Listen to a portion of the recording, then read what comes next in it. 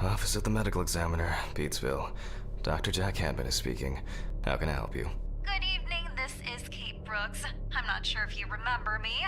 A few weeks ago, we talked about an article I'm working on. It's about your wife. I dropped by last Friday to speak to you, but you weren't working at the time. I asked the security guard to pass on a note for me. I would like us to discuss the topic of... I thought I had made it painfully obvious. For the last time. No! Please don't call me again and stop inquiring about my wife. Damn journalists. They don't let me work. God damn it. I'm not in the best frame of mind to record a lecture for my students now. I'm feeling completely broken. Where did I leave my meds this time?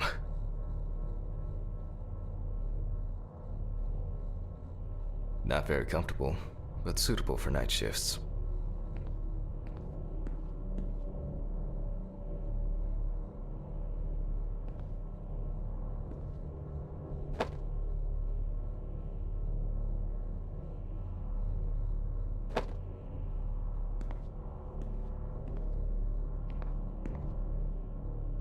Archives.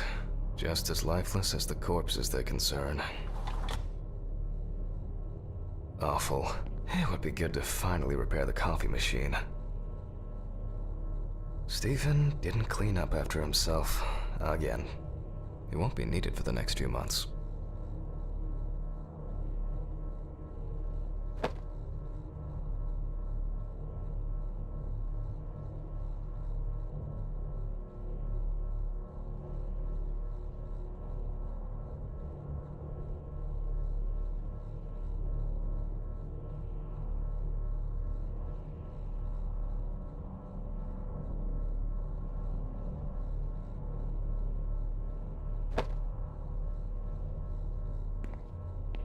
They definitely pay me too little for this. Wednesday. It's not my favorite day, although it's certainly better than Monday. I guess it was in another life.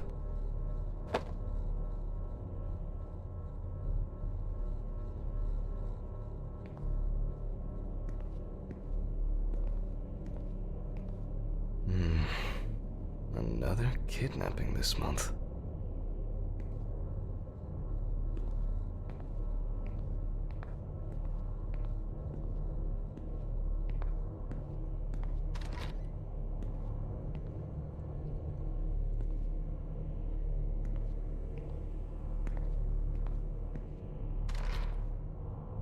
This place is starting to look like a hoarder's dream, rather than a storage room.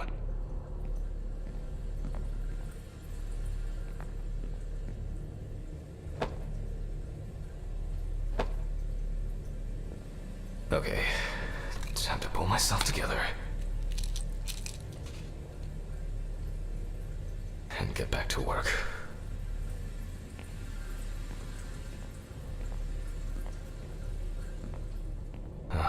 I need to set the camera first.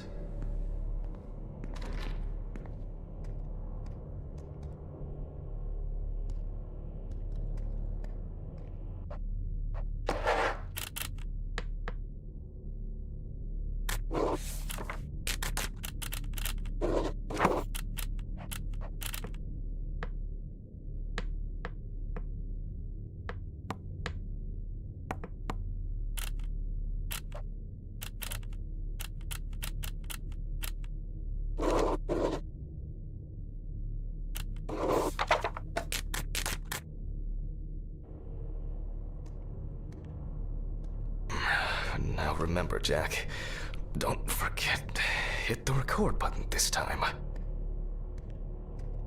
I don't see any need to mess with the electrics. They are flaky enough as it is. Let's hope I'm not caught short this evening.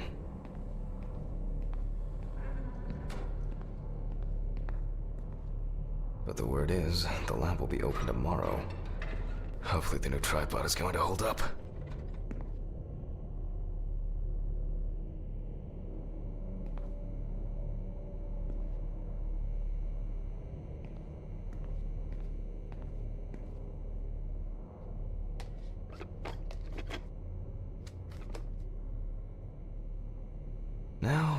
just have to get everything in frame.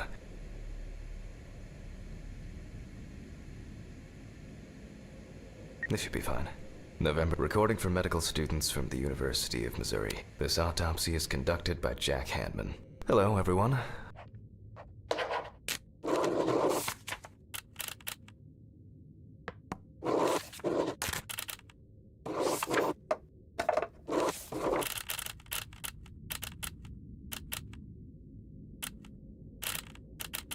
Welcome to the autopsy room. Today, you will have the dubious pleasure of following a full autopsy, step by step. For those of you who have already performed your first autopsy, this will refresh your base. My old but trusted centrifuge. Ideal for all the fluid tests I need to perform during an autopsy.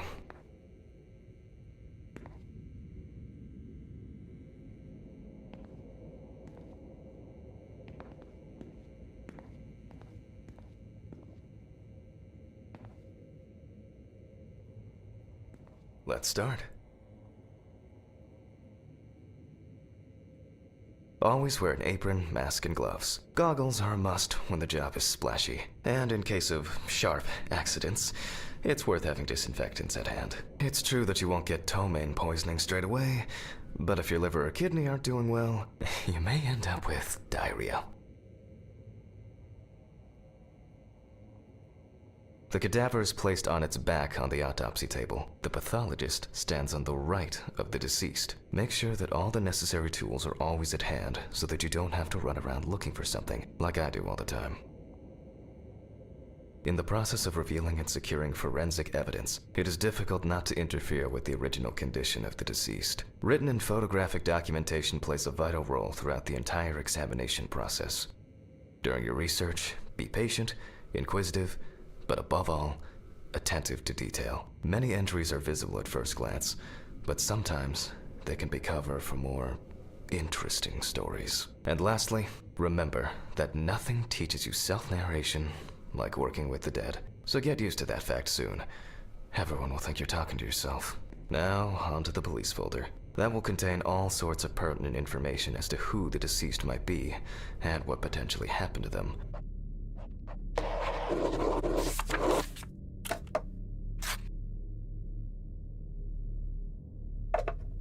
So, let's take a closer look, shall we?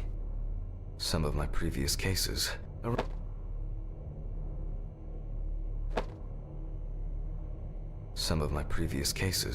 reminder of more prosperous times.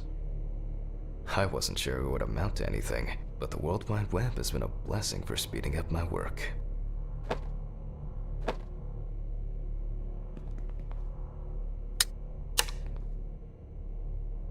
Poor soul. I get cases like this more than any other.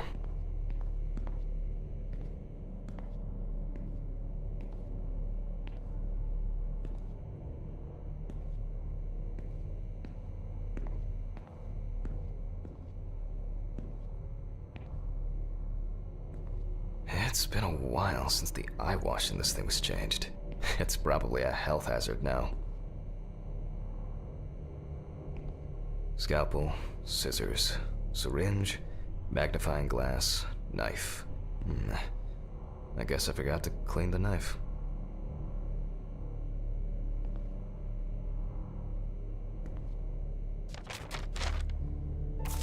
The deceased's name is Tobias Chambers, locally known as Old Toby. Homeless and unemployed for at least a couple of years. He worked most of his life at the local port dealing with unloaded cargo. He was fired for being drunk and starting fights. His son runs a hardware store on his own. His wife left him years ago. The body was noticed by a station employee during the morning shift. Initially, he thought that someone had thrown some boots and a coat in a nearby ditch. It took him a moment to recognize the signs of libation were found around the body. Empty bottles, traces of an inept attempt to start a fire, and a scattered makeshift blanket. The deceased was found on the outskirts of a parking lot at a gas station, where he often begged and persistently offered drivers to wash their car windows. That's it.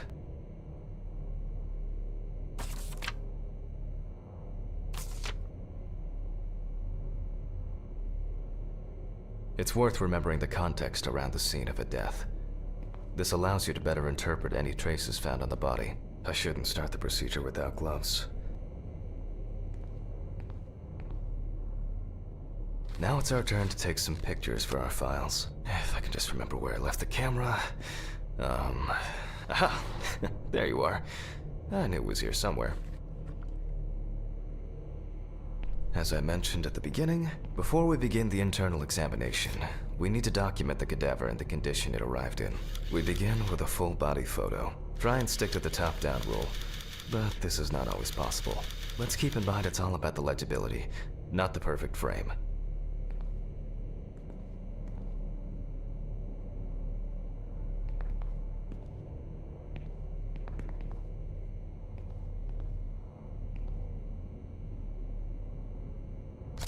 Voila! Now we move on to the next step, looking for traces. Take your time. Look at the corpse from different sides, from different angles, up close, and from a distance. You're looking for anything out of the ordinary.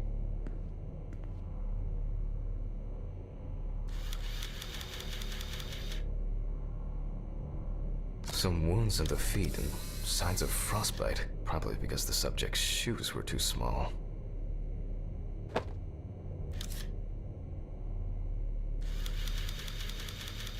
Hardened hands, worn out by physical work, and frostbite?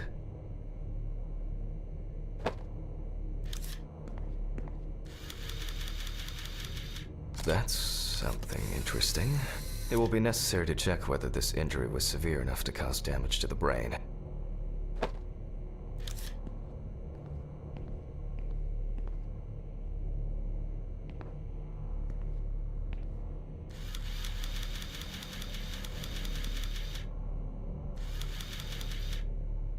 Boiler-healed wound.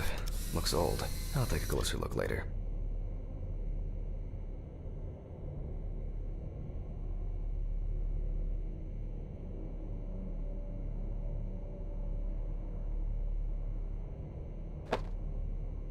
In a moment, we will check which of our initial observations will be worthy of further consideration.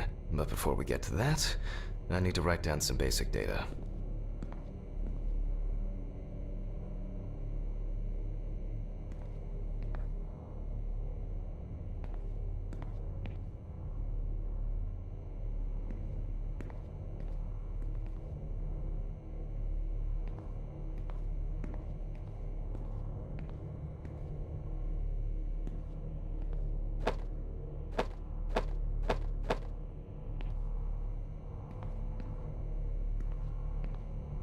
Scalpel, scissors, syringe, magnifying glass, knife.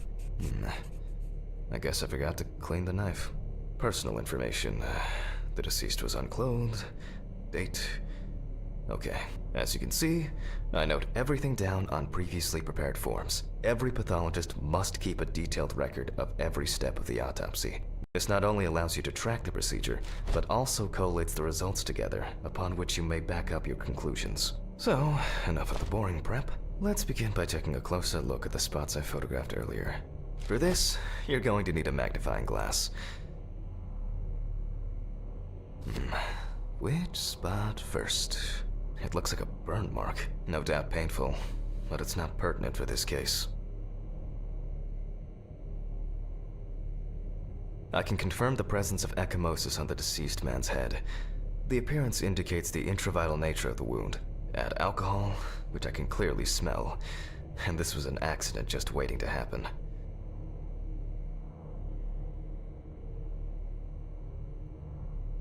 Here we can see frostbite on the fingertips. We can tell by the characteristic skin color.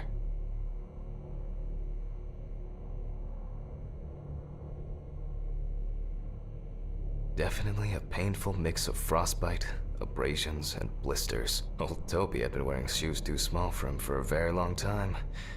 That's if he wore any at all. So far, there are a lot of superficial wounds, but only one serious injury to the head. Let's go back to our notes. First, I mark the location of the injuries and make notes for each one. So, the head wound. Definitely an important clue. This is something we'll investigate first. Even though this type of wound didn't contribute to the deceased's death, we're still required to record it. We're not in frost season yet, but high humidity, wind, and the inability to warm up if Toby's body was cold for a prolonged period, the frostbite could have resulted from the body's defense reaction. The safety of the internal organs is more important than fingers, nose, or ears. As you can see, we don't have much to go on. Let's write down what preliminary causes of death we can think of. Various types of accidents are a common cause of death among the homeless and the elderly. Perhaps old Toby slipped and accidentally hit his head.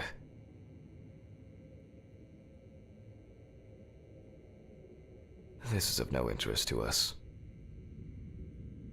Considering the conditions in which he slept, his body may have become hypothermic. The nights have been particularly nasty lately. We will check if there are any signs of freezing internally. Since the deceased clearly smelled of alcohol, I'll add alcohol poisoning to our list.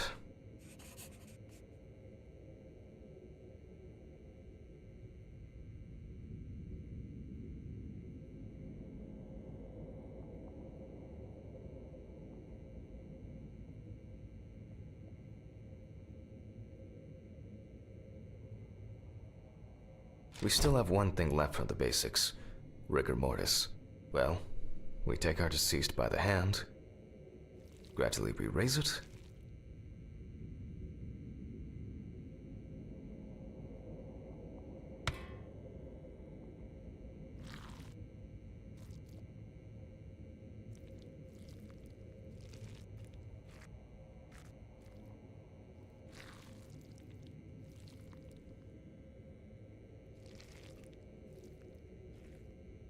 now let it go. As you can see, the hand falls loose. What's the conclusion? Death must have occurred more than 72 hours ago. The police information appears correct. Head trauma seems the most promising, so we'll start there. For this, I need an oscillating saw.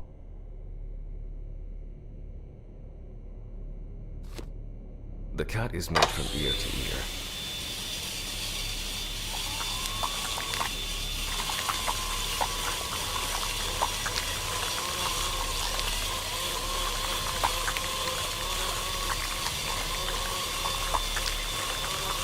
After which, we remove the skin and the top of the skull. After the basic examination, we can see that the brain's cerebral gyri in both hemispheres are symmetric. The brain looks good. Some pathologists prefer to examine organs without removing them. However, for me, it's much more convenient to examine them on a board, which we'll do now.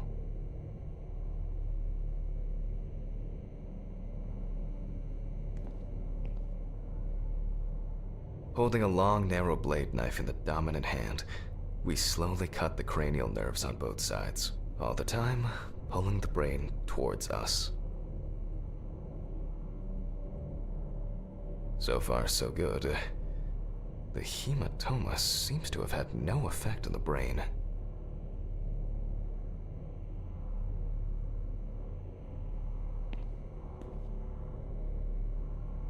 We can rule the fatal accident out as well.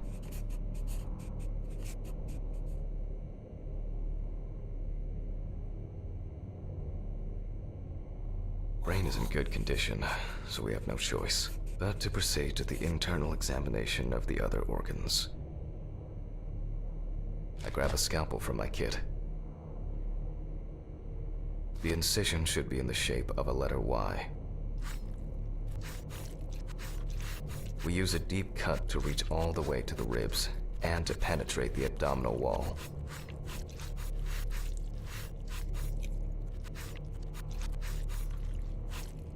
All right, now we peel back and separate the skin.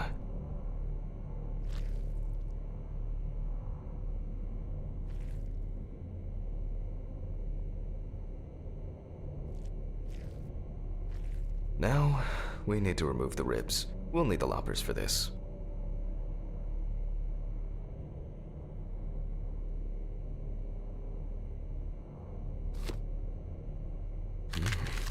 Quite a satisfying crunch, for some anyway.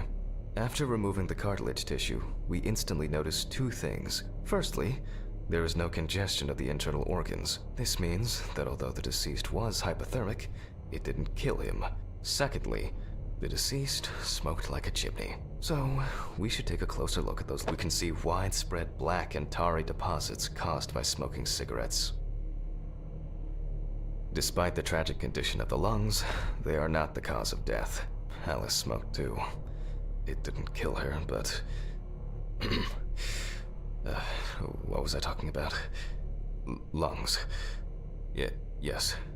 Advanced inflammation.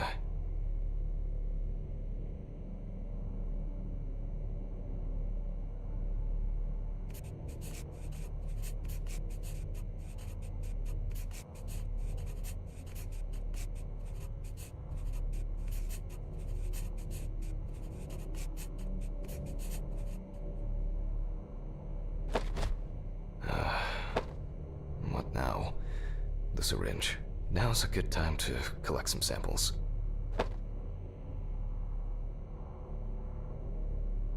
Specifically 3. From the eye, the heart, and the bladder. I admit vitreous humor analysis is very useful in indicating long-term alcohol abuse. 5 milliliters from the left ventricle should do it. Left on the bladder, we draw about 10 milliliters of fluid. Now we take our samples to the centrifuge, but before I do that, I need to find my notebook. My dyscalculia means that I always double-check the settings. Please excuse me while I run and fetch it.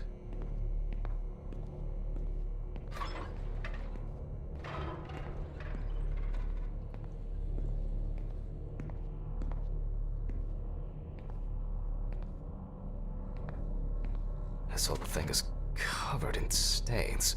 I should check this out under the microscope sometime.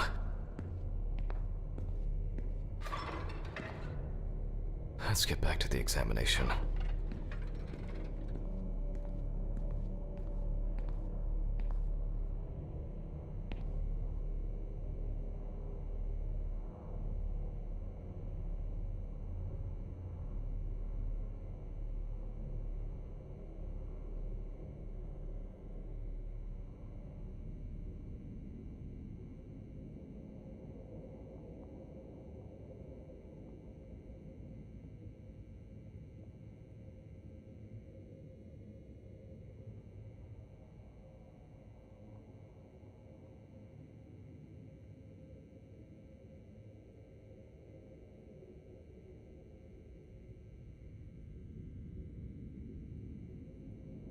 We put all of the samples into the rotor.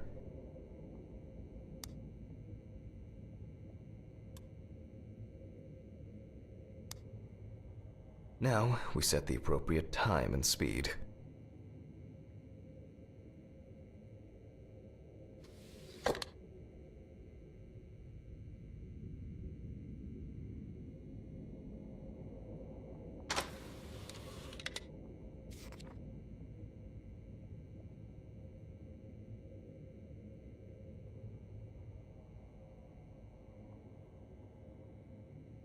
Okay, let's roll.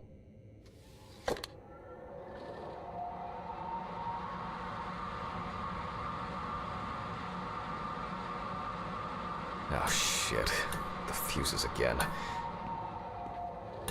Where were we? Oh yes.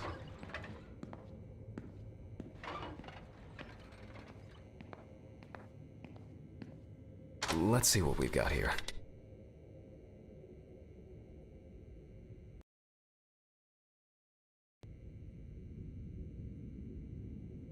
Everything's separated as it should. Our lab is closed until tomorrow after the last, incident. However, considering that Toby's favorite eau de parfum appears to be ethanol, I'm guessing the results won't surprise me at all. Let's go further. We will now focus on the cardiovascular system. Specifically, we remove the organ and examine it closely. We look for dark hypoxic areas, clots, or other elements that stand out as abnormal. At first glance, the heart looks fine. The pulmonary trunk and aorta seem to be in good condition. There are no pathological changes that would have contributed to Toby's death.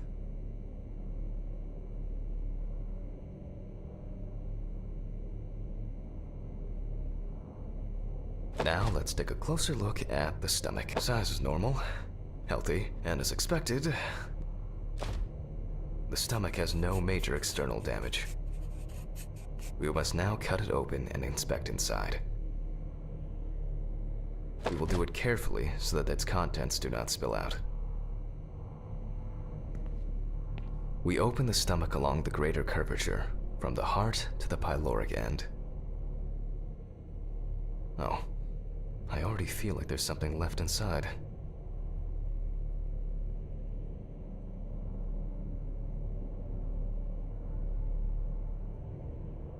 Okay, large amount of gas, small amounts of yellow, grayish food content, resembling some kind of meat. Either our deceased hadn't eaten in days, or the bulk of his stomach had already found a way out. Looks like I'll have to find the missing contents.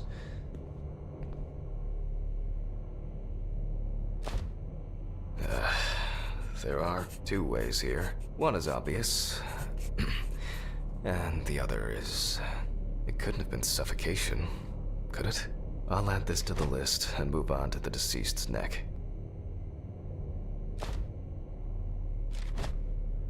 At first glance, the trachea looks normal. Same result as with the stomach. The external inspection doesn't tell us anything. This time we'll cut on a tray.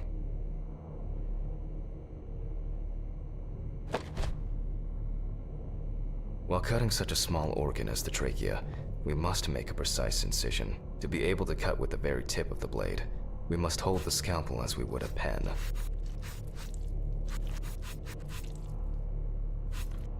And after careful examination and deduction, we've got it. A clogged trachea. It's time to summarize the whole thing.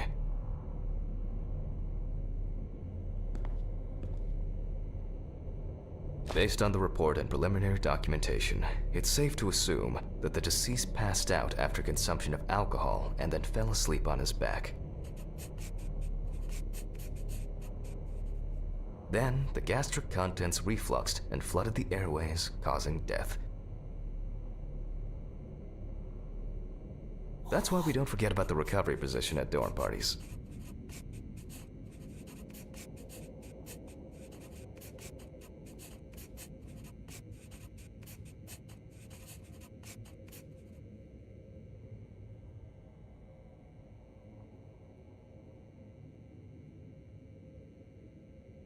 And now it's all clear. The death was suffocation. Now, signature.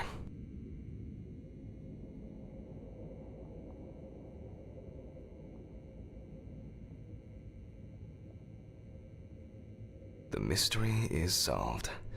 But for us, this is not the end. First, the dead body needs to be cleaned up.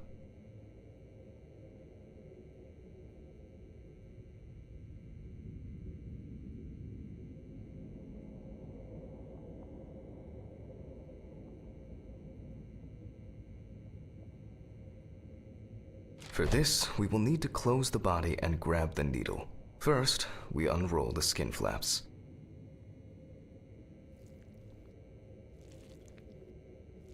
And then, we sew the deceased back up. I'm using the baseball stitch technique. This stitching method is very strong and quick to do.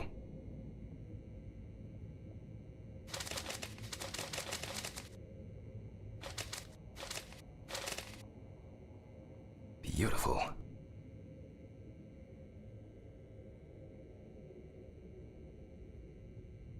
Now we say goodbye to the deceased and put them safely in the fridge, ready for the next stage of their journey.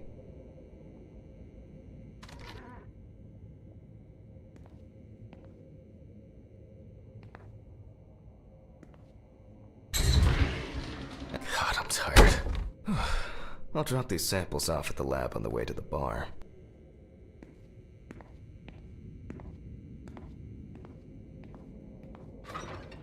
I'll call Steven. I don't feel like drinking alone today.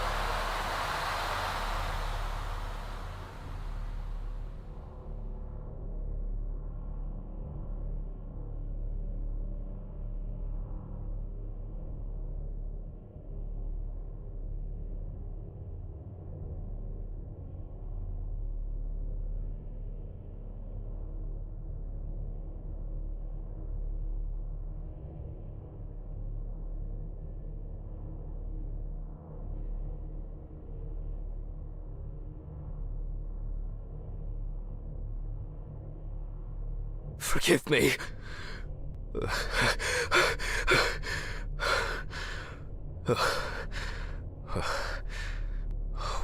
What?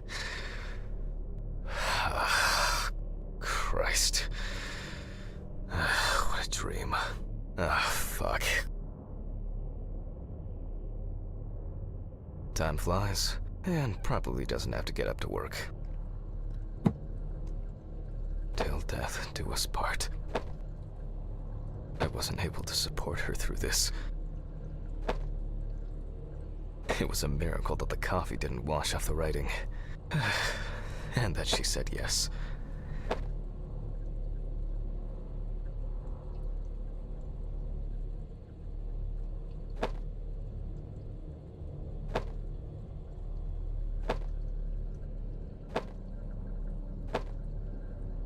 It's always good to have something for a rainy day.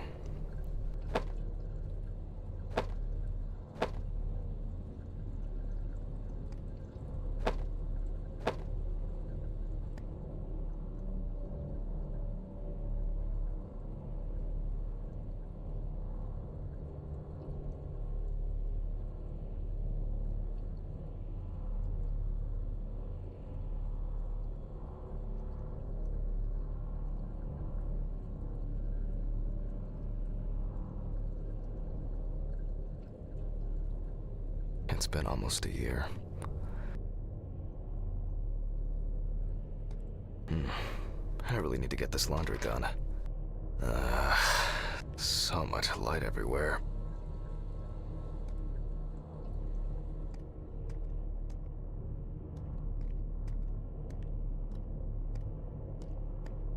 The remnants of last night's binge with Steven. I'm not sure if it's still edible. A pill a day keeps the defective Jack away. It's a shame these won't help with my hangover.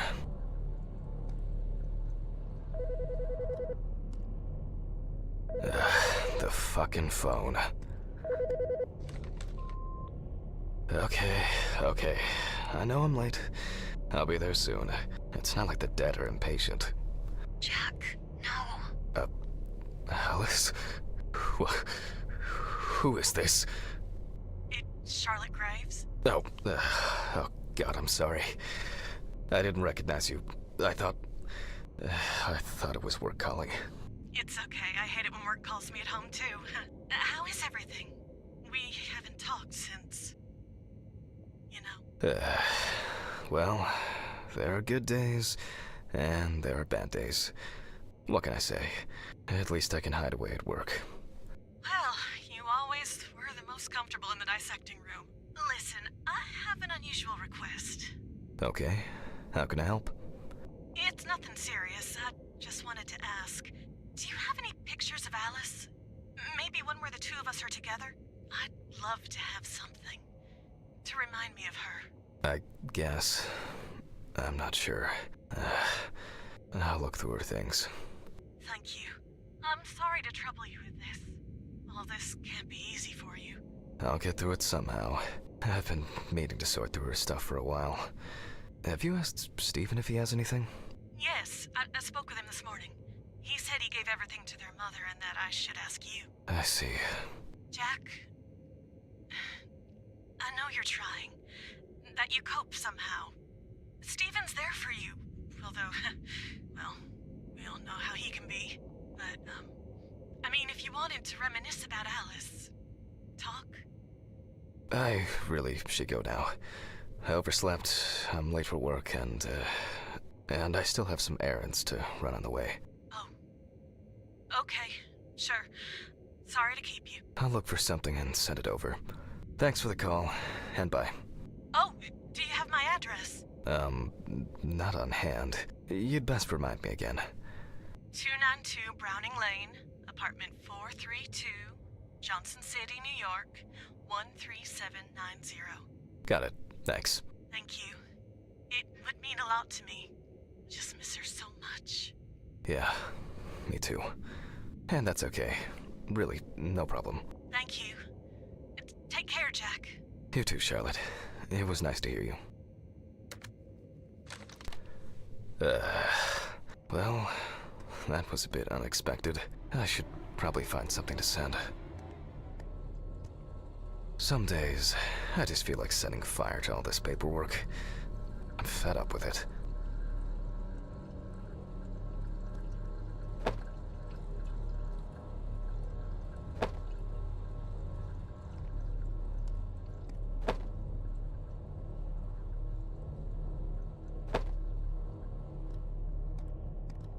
An indispensable element of every office. I should really try and read a few of these.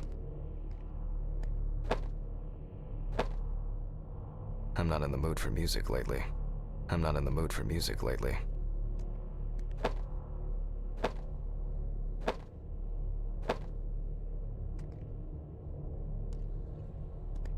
They certainly have...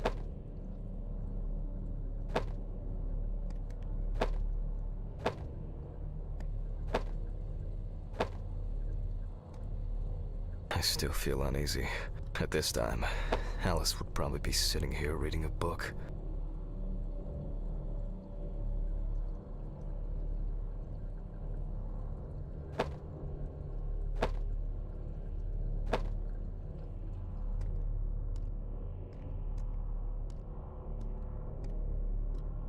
Menu for today: dinner in town and takeaway coffee.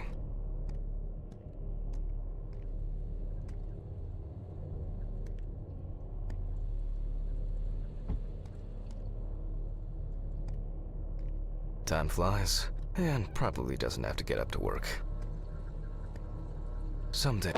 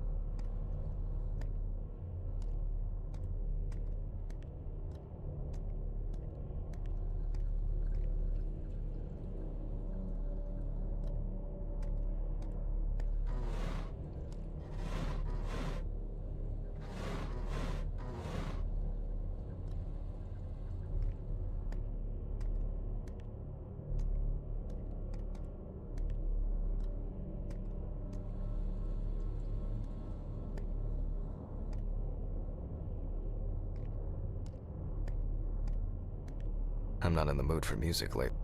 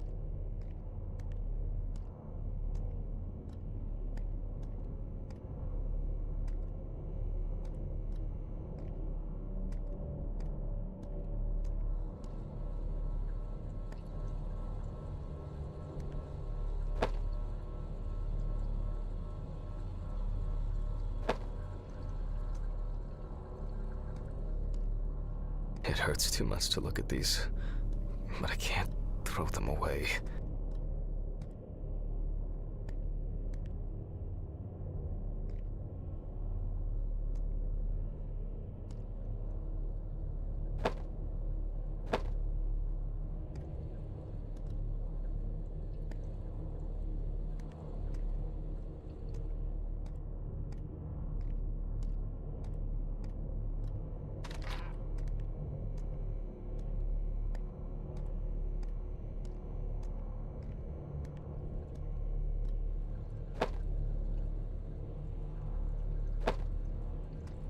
Alice used to joke that smoking near plants made cigarettes less harmful.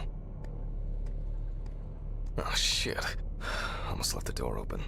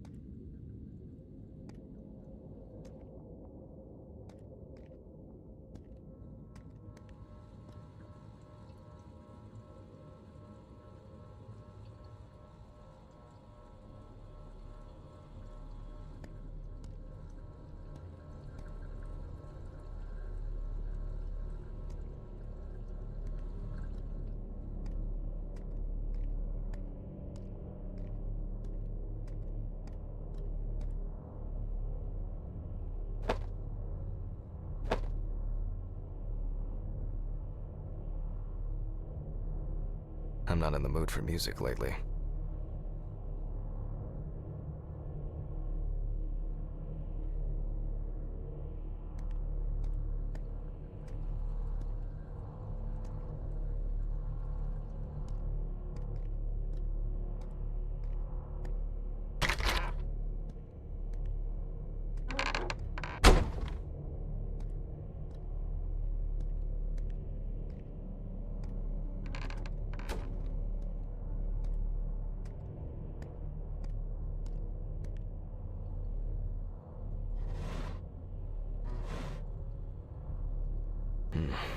I really need to get this laundry done.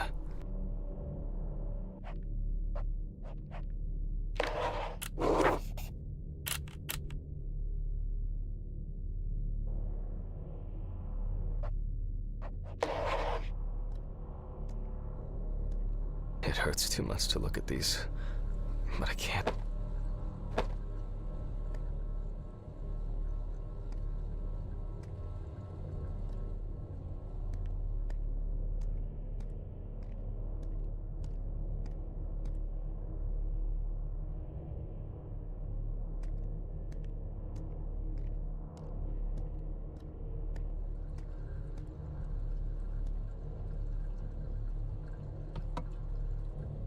Alice and Charlotte in Amsterdam.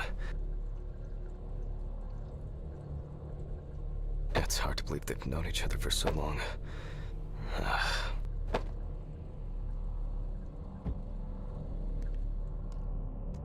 It would be better if Charlotte had this. It deserves to be on display and not hidden in a drawer.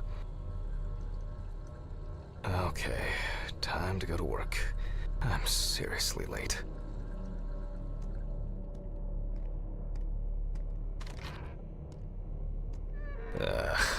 I should grab some coffee and aspirin on the way.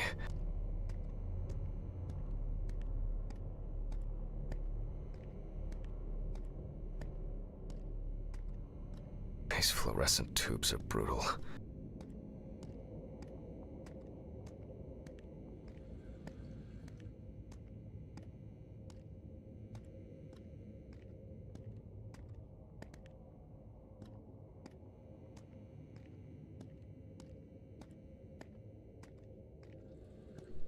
Standard correspondence consisting of bills, advertising leaflets, and pious reminders about the upcoming end of the world.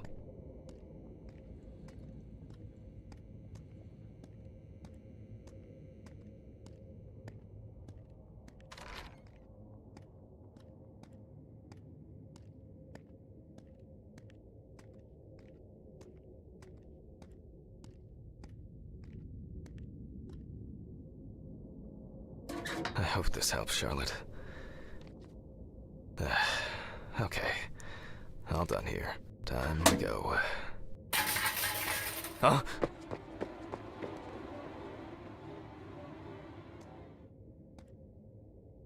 Damn. I forgot my jacket. Well. I'll brave it for tonight. Too bad.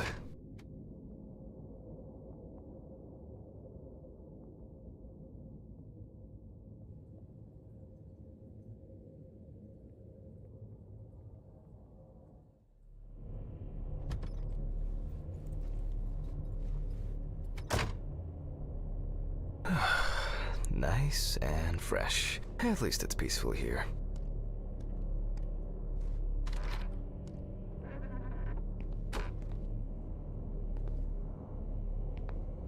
Good evening, Mr. Ridley. The timesheet, Handman.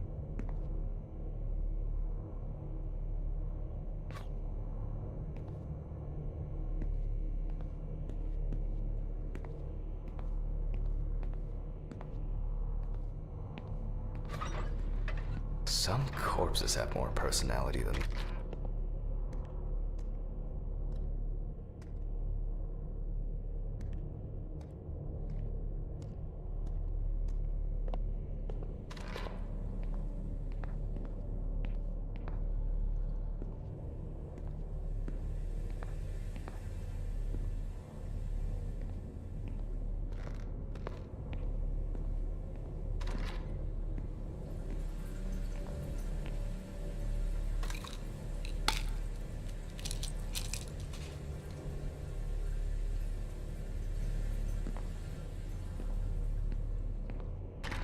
Christ.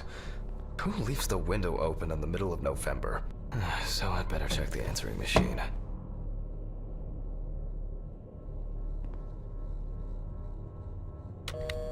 Hi, Jack. I dropped by a little early today.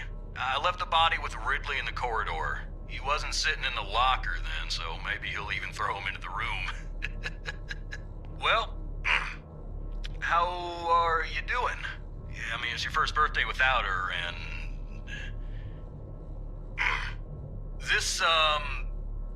I still have a hangover, and you know me, I run to the John like the neighbor's fucking dog. You know, today I slipped on his shit again. That fucking furball. He always has to shit next to my car. Anyway, I can't come over in the evening, but we'll catch up on the weekend, okay? Bye. I almost forgot. Charlotte called me this morning. She asked about you, so answer your calls, Jack. This time it's not a reprimand for being late. That's par for the course. I wonder when this clown will learn to look under his feet. Birthday. I actually forgot it was today. Alice baked me muffins like these every birthday. A treat for later. I always crave something sweet after a section. Okay, joke's over. Apron, gloves, and get to work.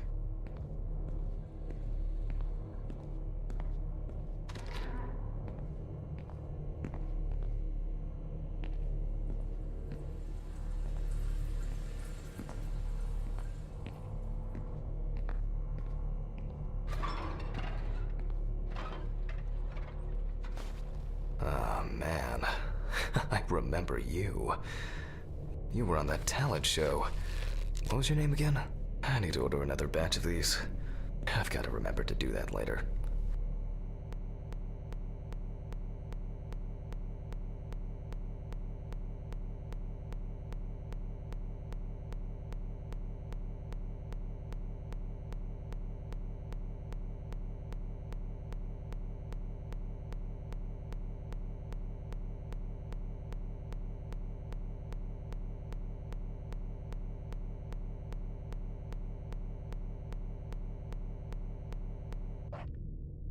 And that's the whole point. Steven laughs at me for recording everything. He says I have a bigger collection of stuff like this than most of the creeps he's caught. November 21st, 1991. Time, 9:13 p.m. The autopsy is conducted by Jack Hanman. Lecture for the Medical University of Missouri. After yesterday's lecture, you should already know the ins and outs, so today we'll be consolidating our knowledge. So, where do I start? That's right. Police folder.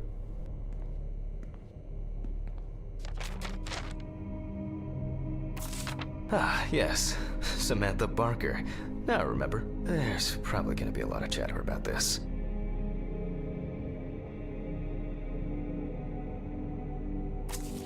During the interrogation, a friend of the deceased admitted that Samantha never got to grips with the sudden fame that came after winning such a high-profile talent show.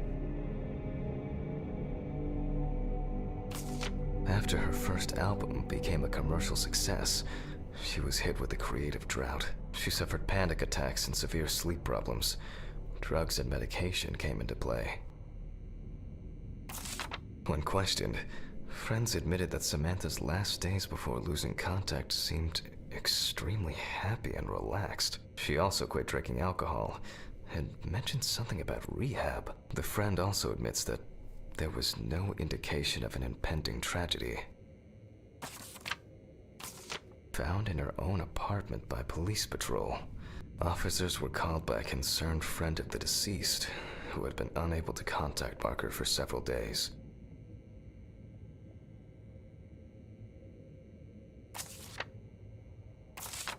The deceased was found in her own apartment, in a semi-recumbent position on an armchair. Large quantities of alcohol and empty packets of sleeping pills were also found in the apartment.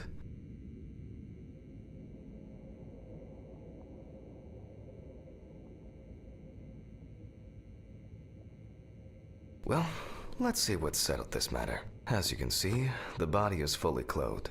Therefore, before we move on to photographic documentation, okay, Now we can continue with the examination. Again, begin by taking photographs of the cadaver. I guarantee that over time it will cease being embarrassing for you.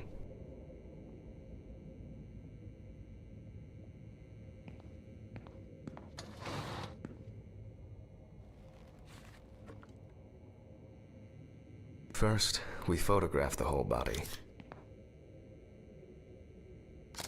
And now, any suspicious-looking marks or wounds.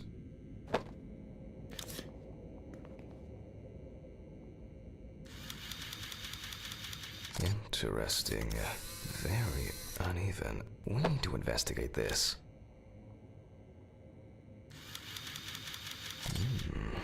Yes, I've seen this many times.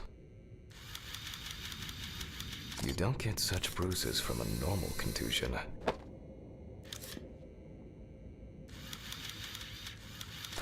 Well, there's even more here.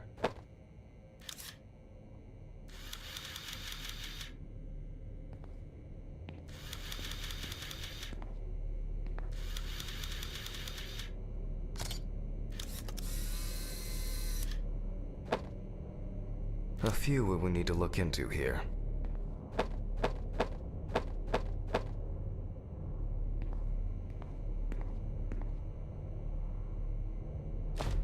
Notes prepared. Time to take a closer look.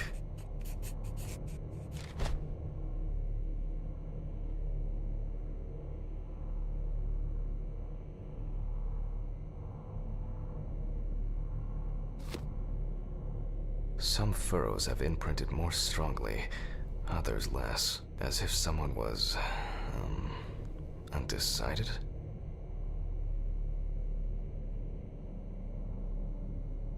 The number of bruises suggests that there may have been some kind of tussle.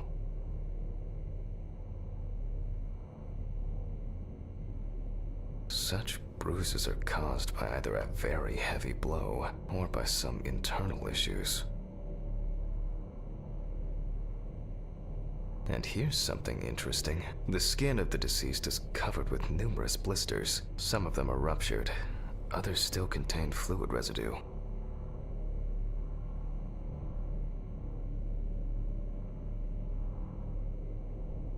More numerous blisters. We have some leads to investigate here. Let's write this down.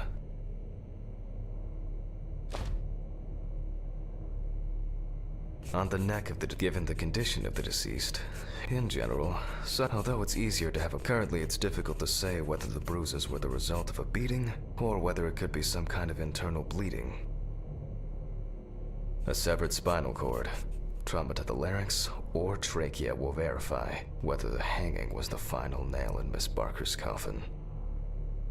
After examining the organs, we can easily verify whether there was internal bleeding or whether the deceased was suffering from something. Examination with a UV lamp will dispel some doubts. Potential attackers could have left traces. To be checked in the lab later. I'll add barbiturates to the list of necessary tests. Given the testimony of the victim's friend, I add alcohol poisoning to the list of potential causes of Miss Barker's death. A blood test will no doubt quickly verify that hypothesis. But first I'll check for external traces. For this we use the good old UV lamp. I look carefully at the whole body. UV rays will reveal any traces. The area around the head is empty. Torso. Empty, without right hand clean. Legs. There's nothing here.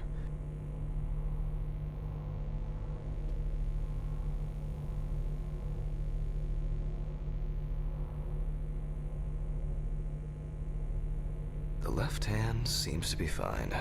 No marks. Well, nothing to surprise us here. Now gently, we take the deceased by the hand, and we check for rigor mortis.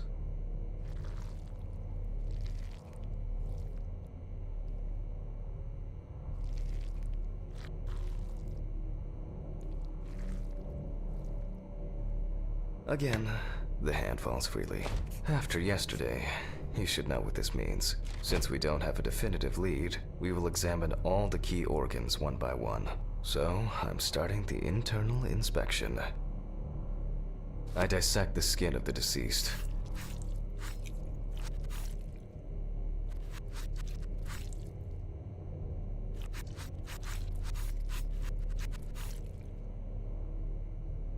And I proceed to deflect the skin flaps.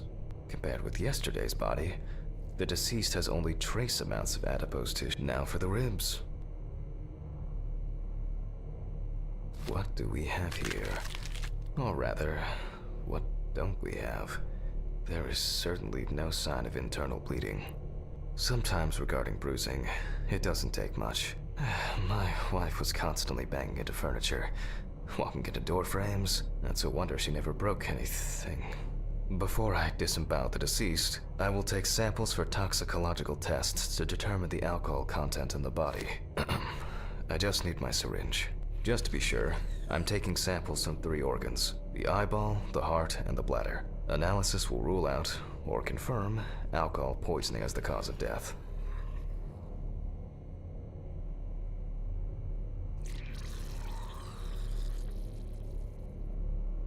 All done. I'll transfer these to the centrifuge.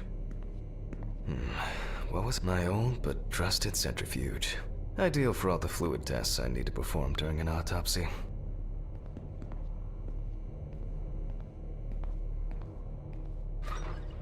Maybe one day I won't need my notebook.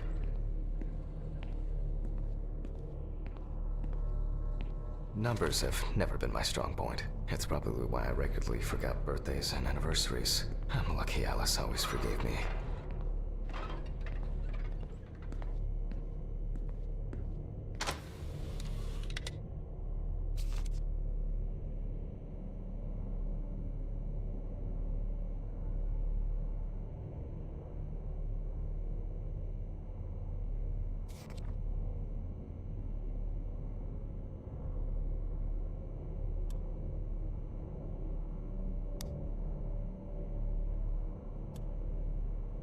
Gently does it with this old thing. Handle with kid gloves.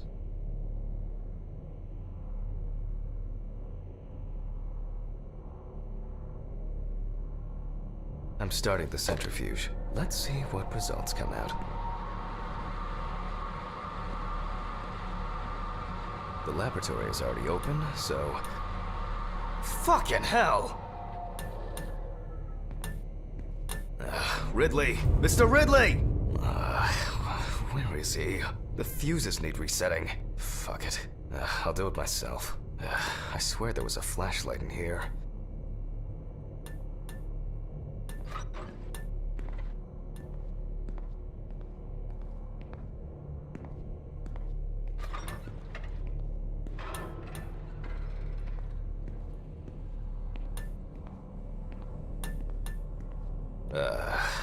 Whatever.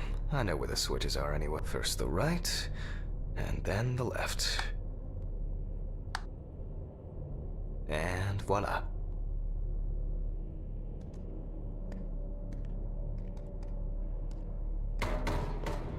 What? What the? Oh, for fuck's sake. Can't I work in peace?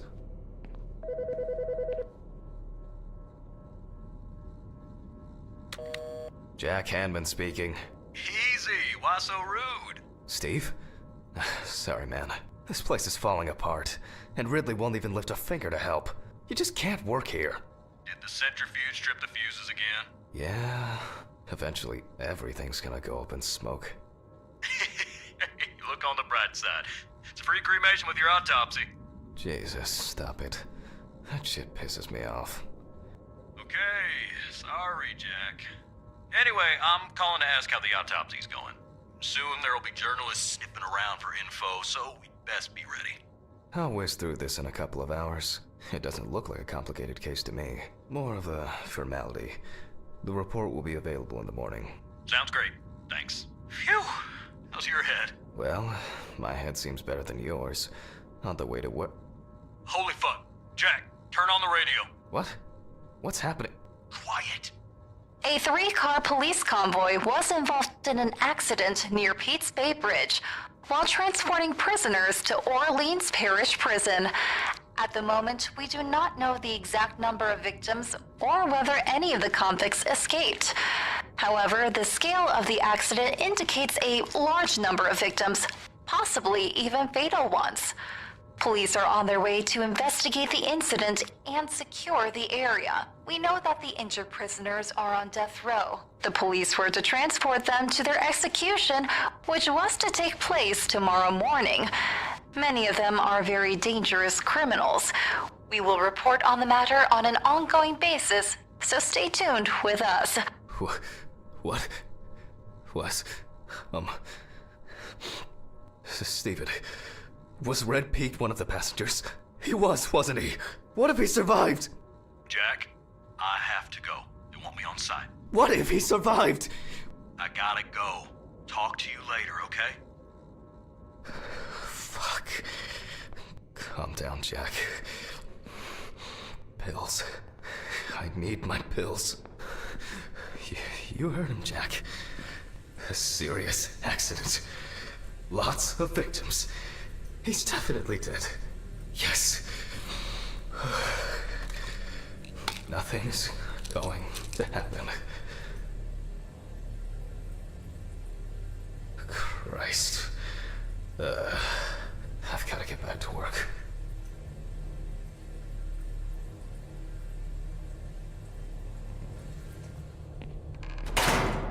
What?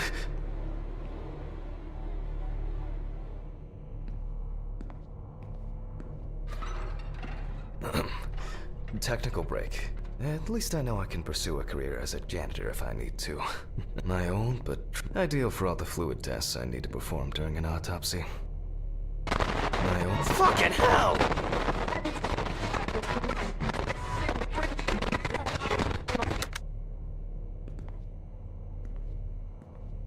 Alright, let's see if we were able to get anything out of this piece of crap.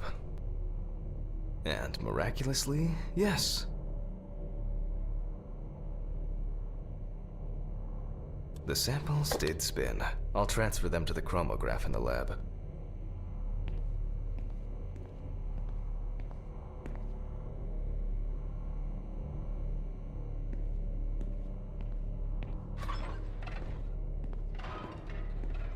Alright, let's load this up. I placed the test tubes in the rack.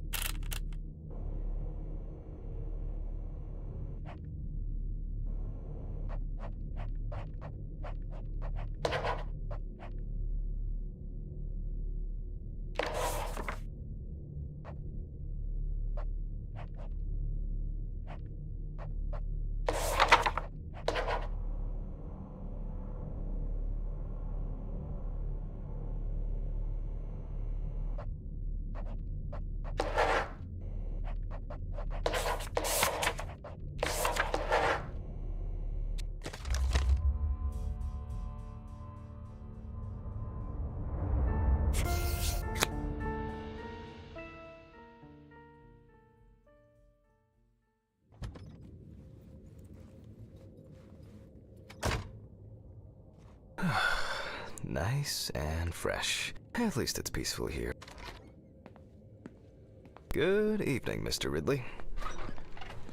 The timesheet handman. Some corpses have more. Christ. Who leaves the window open in the middle of November? So I'd better check the answering machine.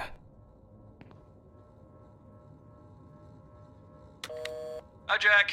I dropped by a little early today. You wasn't sitting in the what? It's time. Birthday. Apron.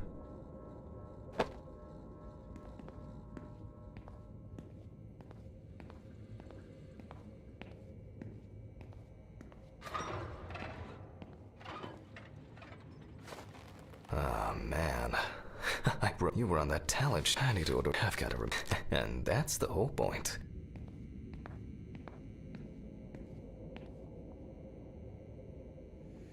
Steve, he says I have a bigger...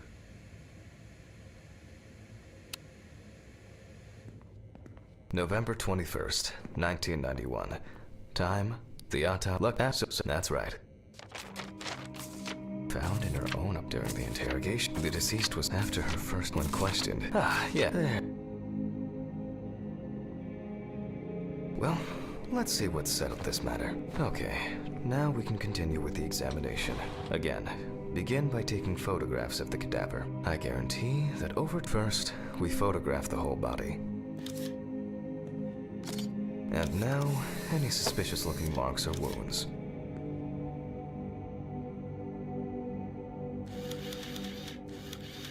Interesting.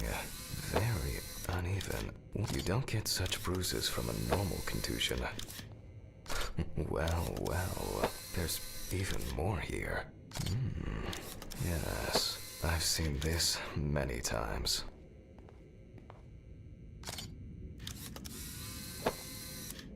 A few we will need to look into here.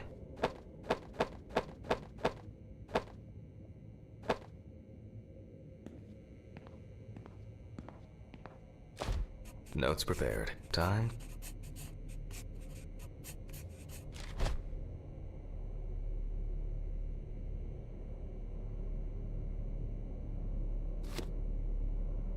As if some... The number of bruises... Such bruise more by... And here's something in the skin, some of the... More numerous We have some leads to investigate here. Let's write this down.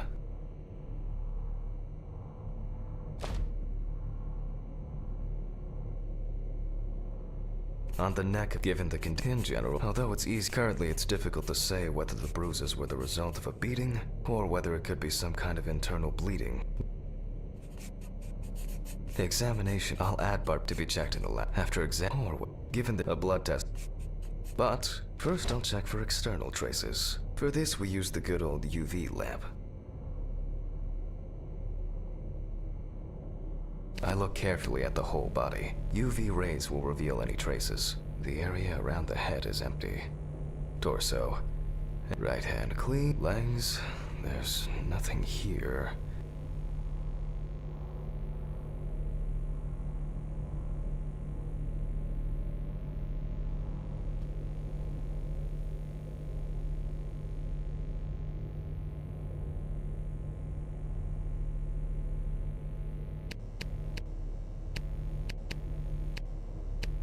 Left hand seems to be... well, nothing to... Now gently, we take the deceased by the hand, and we check for rigor mortis.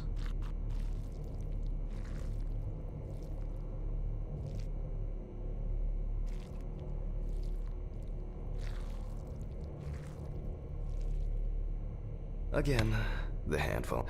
So we will examine...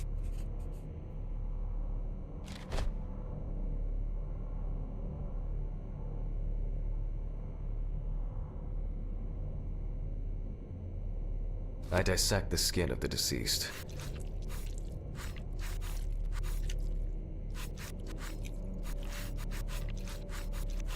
And I proceed to deflect the skin flaps. Compared with yesterday's body, The deceased has only trace amounts of adip. Now for the ribs. What do we have here? Or rather, what don't we have? There is certainly no sign of internal bleeding. Sometimes regarding bruising, it doesn't take much. My wife was constantly banging into furniture, walking into door frames. That's a wonder she never broke anything. Before all done, what was it? 15, 70, 10. Maybe one day I won't need my notebook.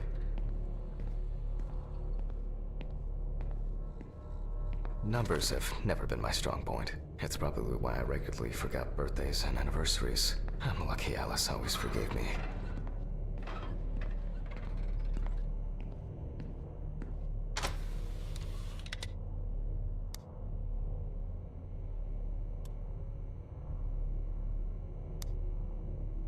Gently does it with this old thing.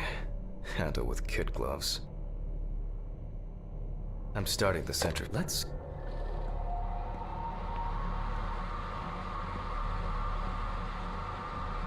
The laboratory is already open, so...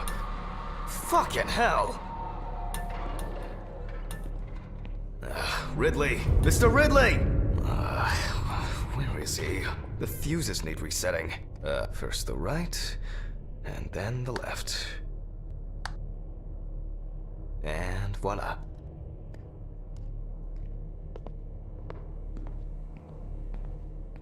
What the... oh, for fuck's sake. Can't I work in... Jack Hanman speaking. Easy, why so rude? Steve? Sorry, man. This place is falling apart, and Ridley won't even lift a finger to help. You just can't work here. Did the centrifuge trip the fuses again? Yeah... Eventually, everything's gonna go up in smoke. Look on the bright side. It's a free cremation with your autopsy. Jesus, stop it. That shit pisses me off. Okay, sorry, Jack. Anyway, I'm calling to ask how the autopsy's going. Soon there'll be journalists sniffing around for info, so we'd best be ready. I'll whiz through this in a couple of hours. It doesn't look like a complicated case to me. More of a formality. The report will be available in the morning. Sounds great. Thanks. Phew!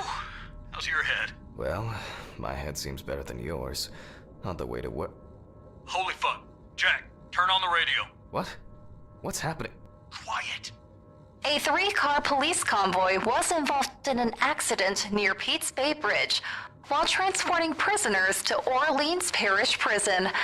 At the moment, we do not know the exact number of victims or whether any of the convicts escaped. However, the scale of the accident indicates a large number of victims, possibly even fatal ones.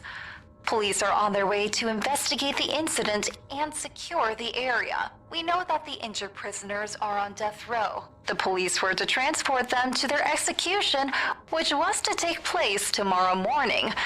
Many of them are very dangerous criminals. We will report on the matter on an ongoing basis, so stay tuned with us. What? Was... Steven... Was Red Pete one of the passengers? He was, wasn't he? What if he survived? Jack, I have to go. They want me on site. What if he survived? I gotta go. Talk to you later, okay? Fuck. Calm down, Jack. Pills. I need my pills. You heard him, Jack. A serious accident. Lots. He's definitely...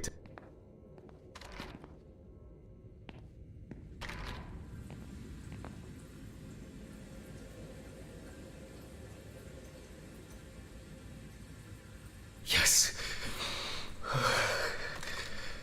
Nothing's going to happen. Christ. I've got to get back to work.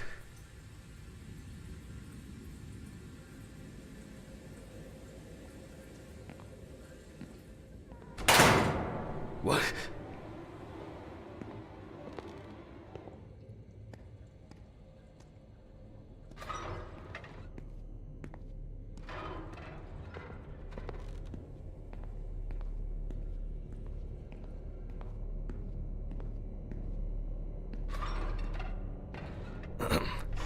technical break. At least I know I can pursue a career as a janitor if I need to. Fucking hell!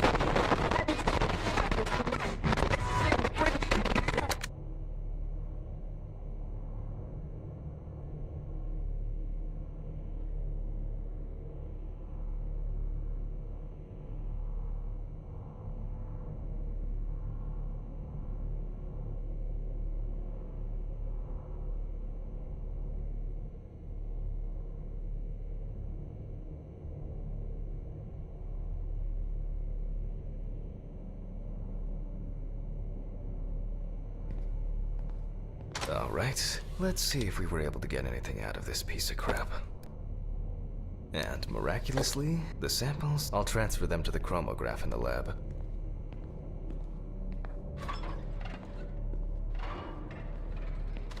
Alright, let's load this up. I placed the test tubes in the rack.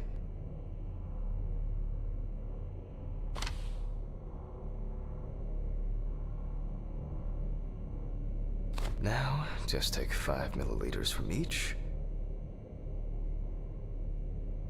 Precisely.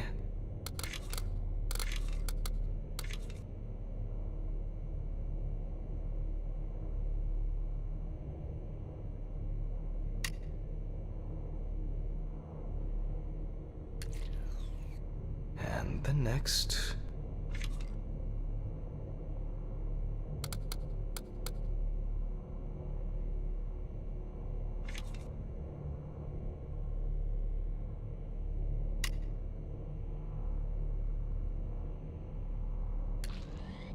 Five more.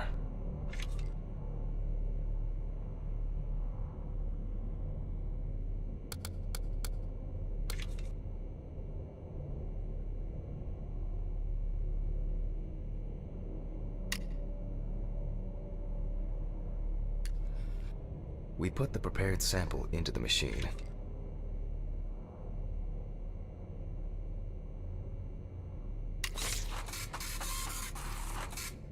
Let's see what we have here. The results indicate that the deceased did consume alcohol shortly before her death. However, this is not an amount that could cause poisoning leading to death, just slight inebriation.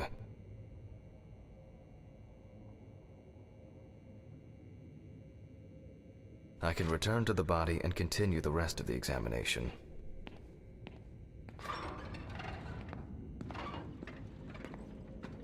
The chromatograph results show that we can eliminate alcohol poisoning from our list of potential causes of death. However, remember that alcohol can affect the functioning of the entire body.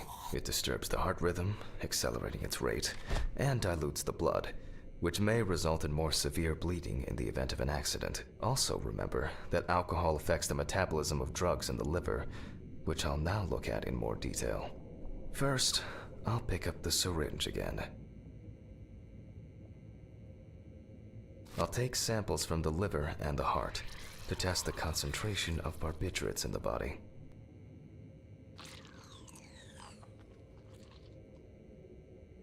That's enough. I'll do the test later. I'd best not try my luck with the centrifuge right now. Now I removed the liver.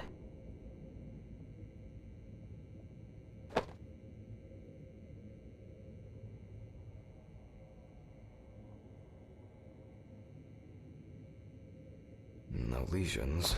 However, it is slightly enlarged. Perhaps it's a slight inflammation or drug-induced damage. It may also be the result of the deposition of substances from drugs. Let's check the weight of the organ.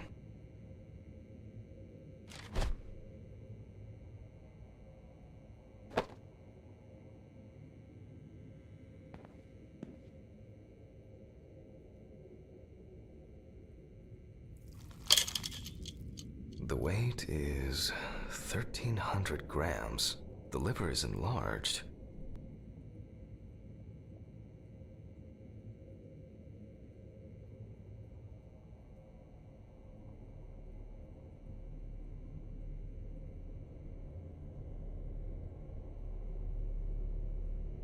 I'll move on to a cross-sectional study. Perhaps the enlargement is the result of early cancerous changes. The blade glides through smoothly. I don't feel like I'm encountering any changes with an unusual structure. No steatosis or cirrhosis. The liver is actually quite clean inside. The liver is basically healthy. We already know that the deceased didn't abuse alcohol. The question is, what about drugs or other substances?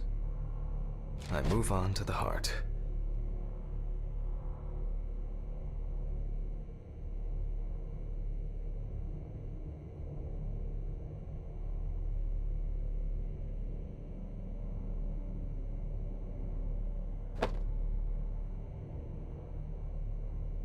Oh.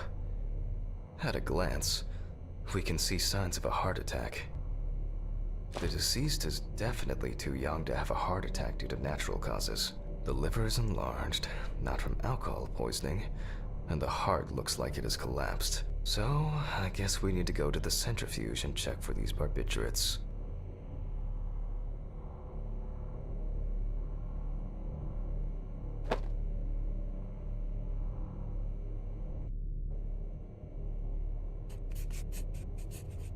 The last time I saw this kind of poisoning was a few years ago. I better check the data in my notebook. He was a middle-aged guy. He took his medication and forgot about it. So, he took another pill. He forgot again, and took another one. And another one. Until he took the last one. That's why it's better to have amnesic drugs in boxes labeled with the days of the week. This sort of thing rarely happens anymore. Doctors tend to prescribe benzodiazepines. They are safer, but still shouldn't be combined with alcohol.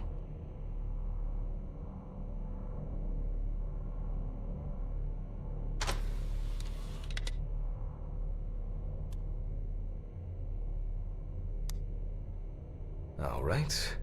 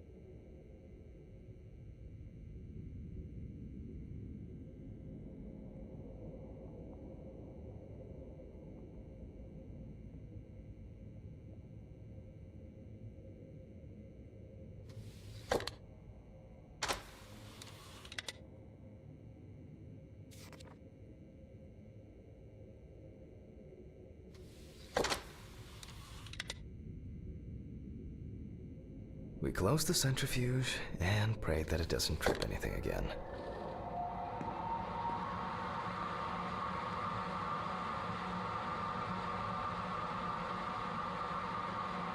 It looks like our luck is in.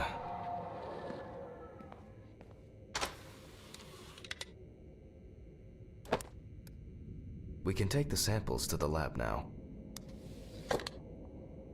I wonder how she was able to get hold of these drugs.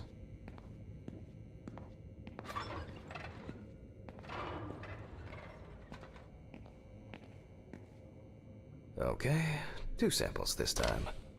6 milliliters each.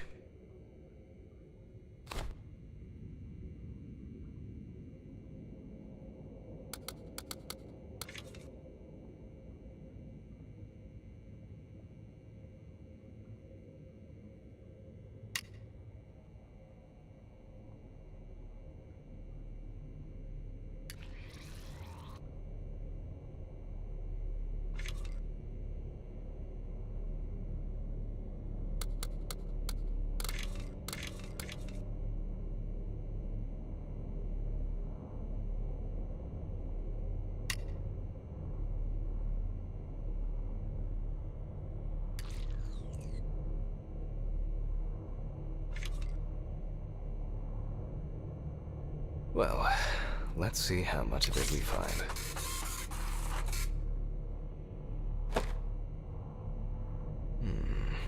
Nothing surprising. Significant amounts of phenobarbital metabolites of hepatic origin. Looks like I'll have to check the contents of the deceased's stomach.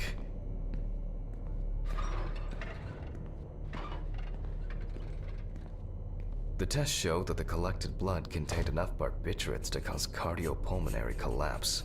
The question now is whether it was an accident or a deliberate act. I'm proceeding to examine the stomach. Before extraction, I ligate the entire organ to prevent its contents from spilling out. Okay, I'm now cutting out the organ, which will move to the board for dissection.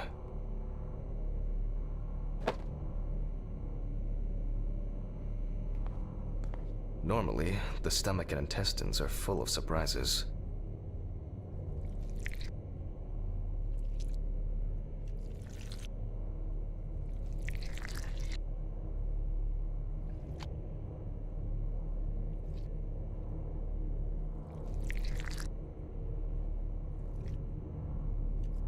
Not this time. We see remnants of undigested food and a dense mass of pills. You don't take this many drugs by accident.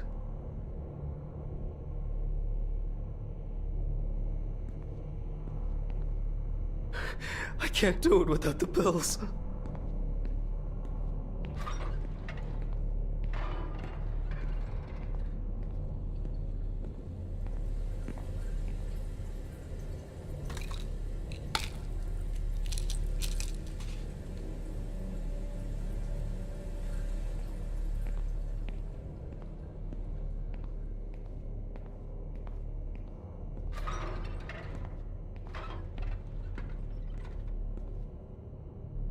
Length and width normal.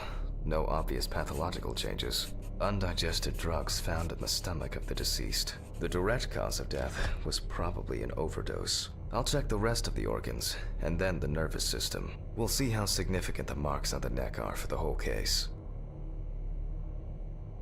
Lungs are normal, no lesions. The victim was probably a smoker, but was unlikely to be in any serious danger. The deceased's intestine is normal. No clear pathological changes. The deceased's trachea is normal. Complete patency. No food or fluid. Abdominal cavity checked off. We can check the brain. I make a cut to open the lid of the victim's skull and remove the brain.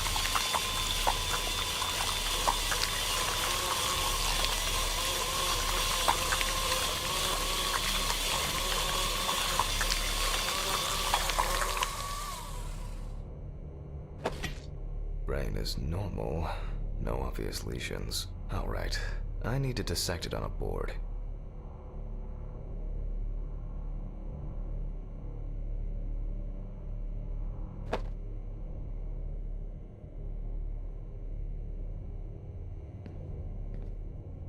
Using a knife, I carefully cut through the brain tissue. I peek inside a bit, and... I don't think there's as expected. The deceased's brain is in excellent condition. No discoloration or changes due to hypoxia. There is still the matter of the marks on the neck. They look superficial, but who knows? Maybe the spinal cord has been severed. I need goggles and a saber saw. I think the goggles were in the desk drawer. Oh, they're out there. Alice.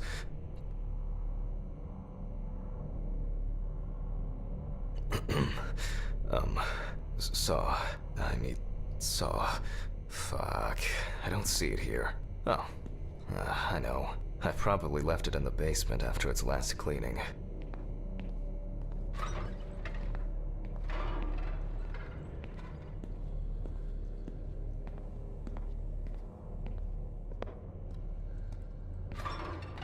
Mr. Ridley, I need a key to the basement. It's in the social room. Why is the key lying at the... If only he could put that much enthusiasm into his work. I get the feeling that searching through this rubbish is more pathogenic than working with corpses.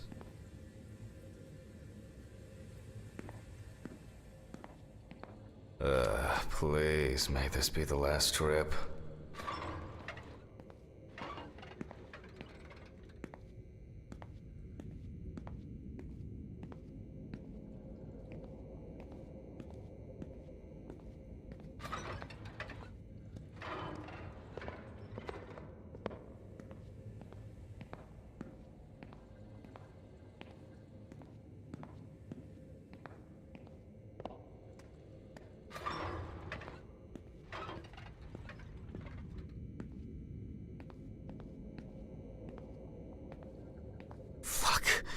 Why did the prison convoy...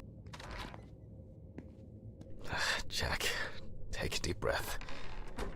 Deep, pleasantly cool breath. You're nearly finished with the autopsy. Then you can go home and rest.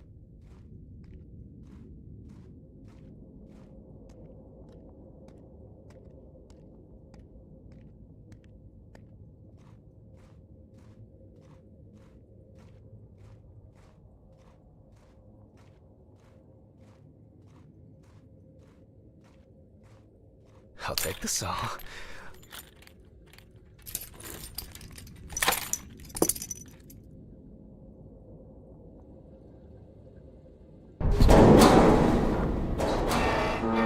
Fuck!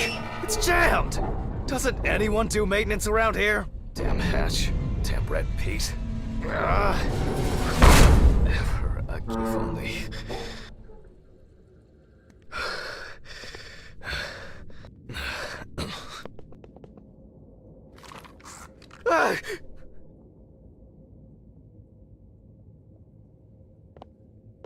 It would be easier if I put things away properly.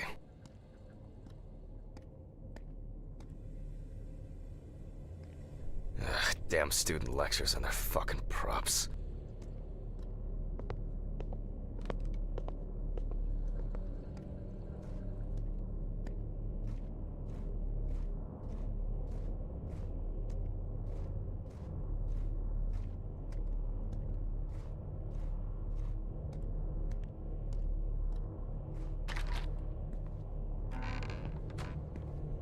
And like clockwork, he's already sleeping.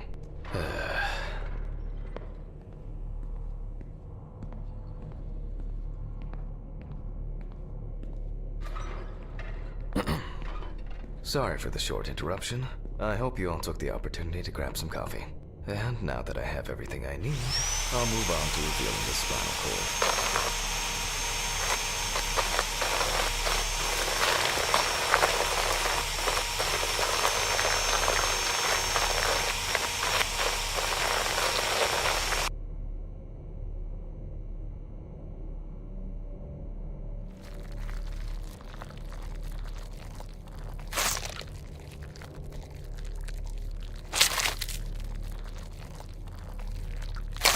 The spine is removed. I can see that the spinal cord was not severed. This shows that apart from the marks around the neck, hanging didn't negatively affect the condition of the deceased.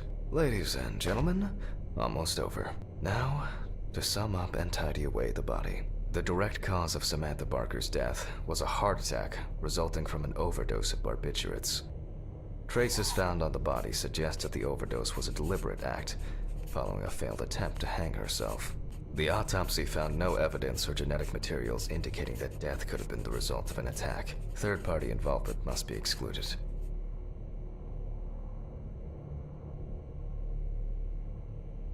Autograph, and we can start sewing.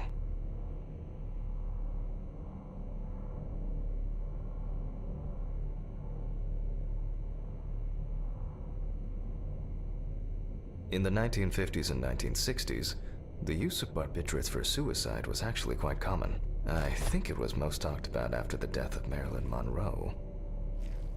At home, it was a help and comfort. On death row, a farewell to the convicts. Well, we're done for today. Thank you for your attention.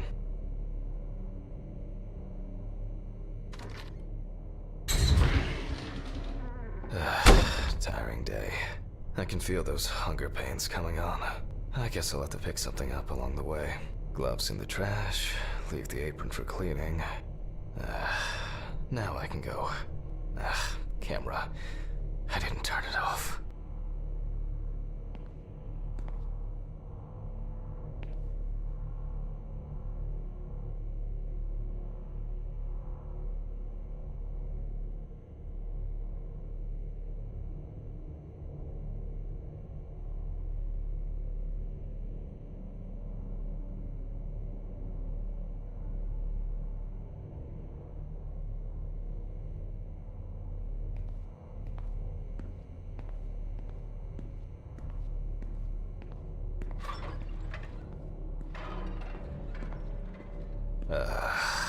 A nightcap will do me good. Good night, Mr. Ridley. The police will pick up the body and accompanying document. Mm-hmm. Sure. I guess there are actually two things in this world you can be certain of.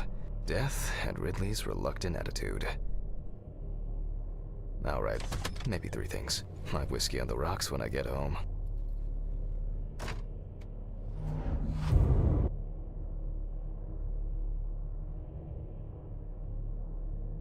So cold. I guess I should have brought my jacket to work. This block can be quite intimidating when it's so quiet.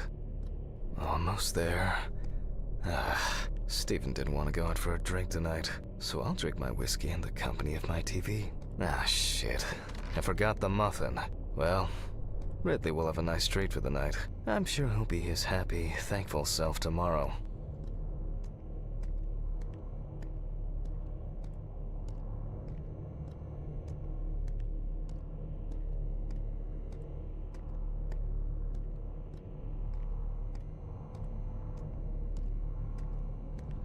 What? What? What the fuck? But I locked it. I'm sure of it.